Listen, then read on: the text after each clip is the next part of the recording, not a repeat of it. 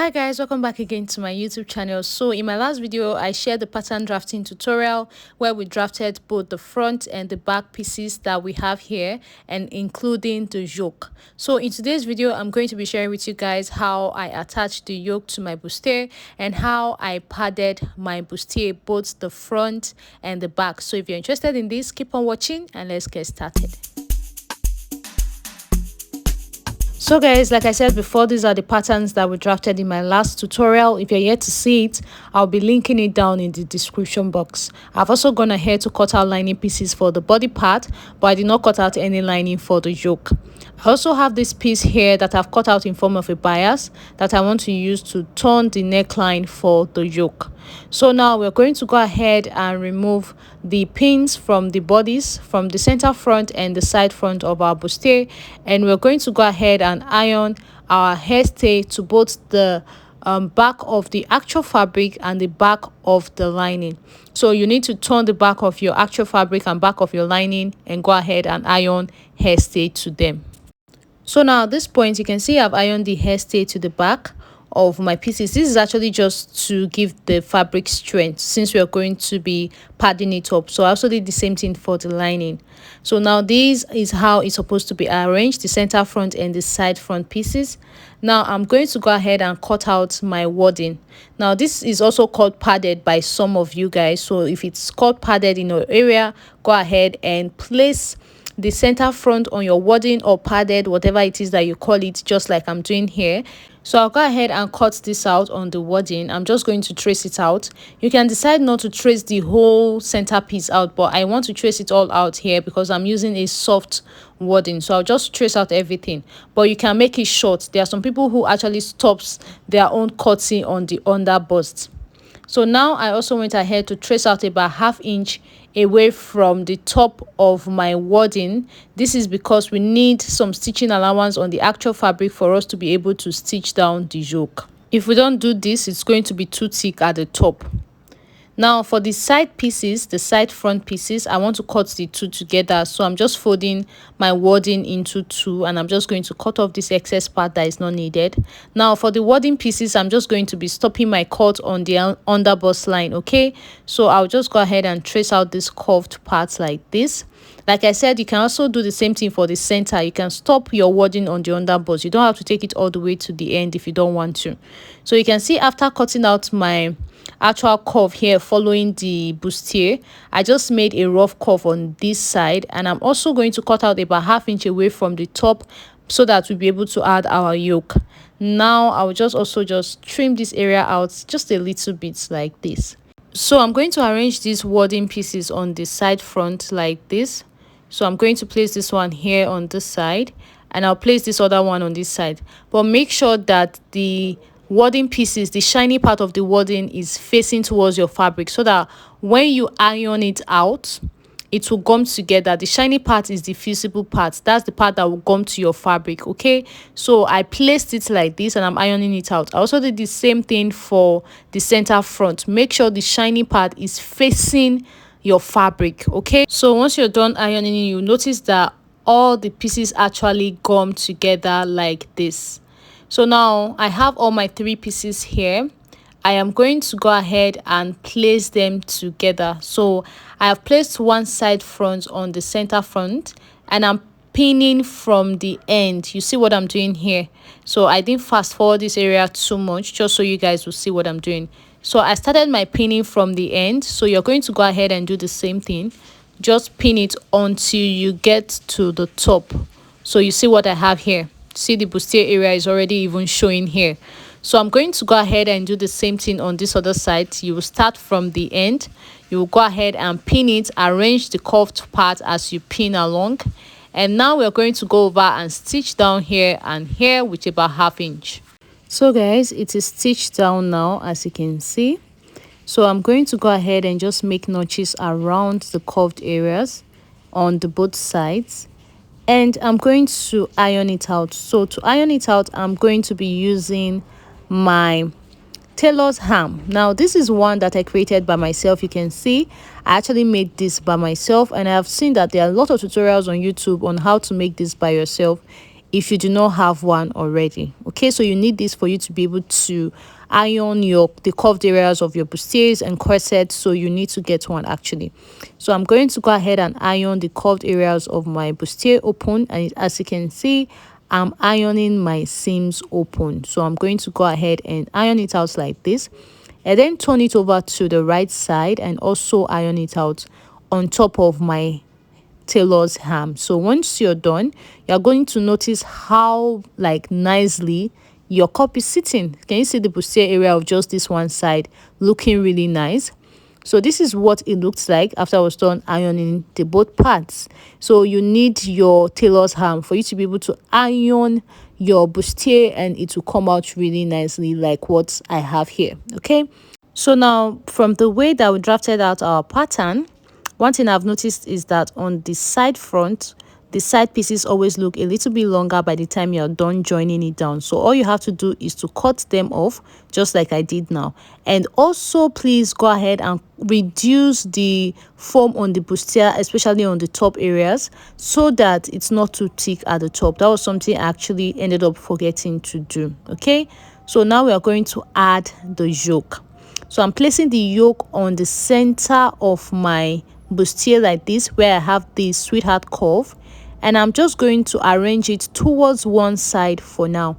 So you can see I'm arranging it towards one side, and I'm just going to go ahead and pin this all the way around this one side. So I would advise that you don't just go ahead and pin everything around once, because I've noticed that it's actually not the easiest thing to stitch down when you try to pin everything down once.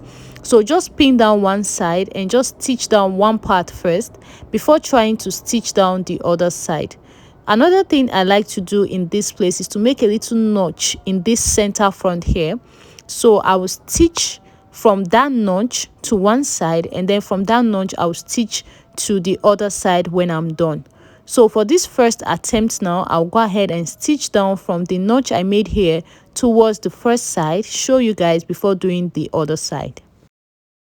So guys, it's stitched down now, as you can see. So you see from here I stitched towards the side. So now it will be easy for me to now fold this part in on the sewing machine when I'm stitching the other side. So I'm going to go ahead and pin this other side down now, just like you see me doing like this. So now you can see from just pinning that side down, you can see how it's already looking like right now. Okay, so I am going to be stitching down this other side on the sewing machine. So I'll just go ahead and stitch down the side I just pinned down. So guys, can you see how nicely it's sitting? I'm done stitching down the both sides, and of course you know that I must have ironed it out. I've definitely ironed it out, and this is what the inside looks like, and this is the outside right now. So now we're going to be lining the back parts. Okay, so these are the lining for the back. I'm going to stitch them down just like I've done on the front bodice. So after I was done, this is what it looks like. I've also gone ahead to iron it out. Of course, you know that we are not going to be padding the lining, so don't pad your lining, please. So now I am going to turn the yoke into my fabric, just like you see me doing like this, and I'm going to be placing the lining piece from the center. So you want to make sure that you try your best to get the yoke out of the way, because if the yoke is in the way while you were stitching the lining, it actually has a way of spoiling the whole bustier look, the whole look of the yoke, because it will not look nice anymore. So while you're sewing this on the sewing machine, you want to make sure that you're paying attention to the yoke, that it doesn't come out. So I'm just going ahead to pin this around. As you can see, the yoke is inside. So once I'm done pinning it down, I am going to head over and stitch these areas down on the sewing machine, making sure that I pay special attention to the yoke. So guys, I am done stitching it down right now, as you can see, and I made a top stitch towards the lining so that the lining actually sits perfectly. So now I'm going to go ahead and just cut off the excess I have on the lining here. I'm just going to go ahead and cut it out, and I'll turn everything over to the wrong side again, and I'm just going to go ahead and pin down the sides of my bustier and the lining. So this is the body part. Okay, so I'm just going to go ahead and pin them down on both sides, And once I'm through with this, I'm going to go ahead and stitch this down to secure it in place so that it looks nice by the time we are done with this. So guys, leaving the front pieces aside, I am going to go ahead and work on the back pieces for now. Remember that this is the yoke for the back. So I've also gone ahead to cut out lining pieces for both the body part and the yoke for the back. So you will notice that I didn't iron hairstay to any of the back pieces, but you can actually decide to iron if you want to. Now for the yoke as well, like I said before, I went ahead to cut out lining pieces as well. So I decided to use this black fabric here because it's actually kind of soft. Since this red I'm using is already very thick, so I didn't want it to be too thick actually. So I'm just going to place them like this, right sides facing each other. As you can see, I cut them out exactly the same thing, so you can see it's exactly the same thing I have here. So I will just head over to the sewing machine now, and what I'm going to do is I would be stitching down the neckline. So I'm going to be stitching it down from here down to this place and then down here. So guys, after stitching it down, I've turned it over to the right sides and iron it out. So this is what I have here. I'll just go ahead and trim off this little excess. So this is what the upper part of the yoke looks like. So we're going to be joining that with the body of the back pattern. So I'm just arranging the two pieces, right sides facing each other. So now I'm going to arrange them where they are supposed to be on the bodies. So when I was cutting this fabric out, I added 1.5 inch for stitching allowance to the side. So I'm marking that 1.5 inch from the side and I'm making a notch. So this point here is where my armhole will stop on the both sides. Okay, so this is how we're going to place the yoke. So the yoke is going to actually stop at this notch I just made here. Okay, so I'll place it like this, and then we are going to cover it with the lining. So the yoke is actually kind of sandwiched inside the lining and the actual fabric, and I'm just going to go ahead and pin it down. So you see what I'm doing here. I'll place the other yoke as well, cover it with the lining and pin it down. So go ahead and pin it properly and stitch down this area here. So when you turn it over, you actually see that it's sitting perfectly on the inside. So it's really simple. Just stitch it down here and then stitch down this other side here and here. So guys, I am done stitching it down now, as you can see, and I've ironed it out. Turn it over to the right sides, obviously. So now these top areas here of the neckline, I made it like this because I intend to place a hook here. You will need to add probably a buttonhole, a loop, if you intend to place a button. So for now, I'll just pin it down here, and I'm just going to go ahead and turn it over to face each other like this. And this zipper allowance area, since I don't have a zipper yet, I don't intend to fix a zipper yet, I'm just going to stitch this area here with my gather stitch so that it will be easy for me to loosen when I'm ready to fix my zipper. So I've stitched it down now, as you can see, and I've gone ahead to also iron my seam open. You can see the ropes here, so it will be easy for me to open up this area here. Also, I've gone ahead to stitch in my darts. Remember that we had darts on the back patterns. So this is all for the back bodies as of now.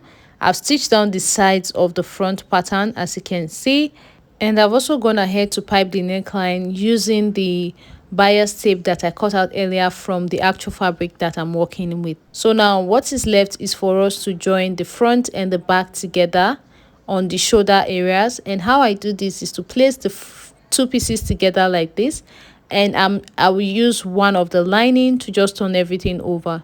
So for this particular one, we have just one lining, which is only on the back yoke. So I'm just going to use this to turn everything over and pin it down, just like you see me doing like this. Now, if you watch my tutorials, you know this is how I like to join my armholes, my shoulders actually, because it actually makes it look very nice when you're done. So I'll just go ahead and stitch it down here. And I will definitely do the same thing for this other side. So I'll just go ahead and also pin it down using the same method and then stitch it down. So guys, I am done stitching it down now, and this is what it looks like. Okay, so now this is the front and the back together. So when you're done stitching it down like this, you will notice that the back is actually a little bit longer. This is because the bustier area has actually curved up. The excess you're going to have is usually about half an inch. So what I have here is about half an inch. So I'm just going to go ahead and cut it off like you see me doing like this. And now for the side that looks like is a little bit too big for the back, this is because I probably didn't take in enough allowances on the zipper allowance area. So when I'm stitching in the zipper, I'll take in the remaining allowance. So yeah, and also when I want to add the sleeve, I'll advise that you trim the armhole again before attaching your sleeve. So basically this is all for this tutorial. Thank you so much for watching, guys. I will see you in my next one.